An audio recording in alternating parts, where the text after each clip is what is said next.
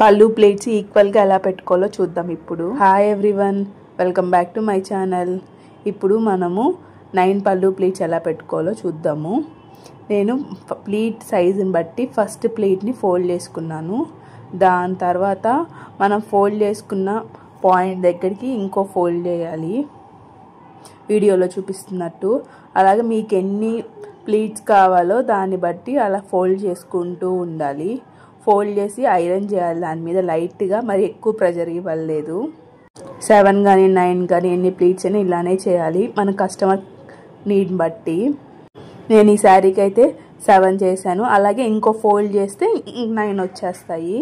వీడియోలో చూపిస్తున్నట్టు మనకు లైన్స్లా మార్క్ పడింది కదా, అలాగా ఫోల్డ్ చేసుకుంటూ పర్ఫెక్ట్గా అన్నీ సేమ్ సైజులో వస్తాయి. ఇలా ట్రై చేయండి. Thanks for watching. Subscribe to my channel. Bye bye.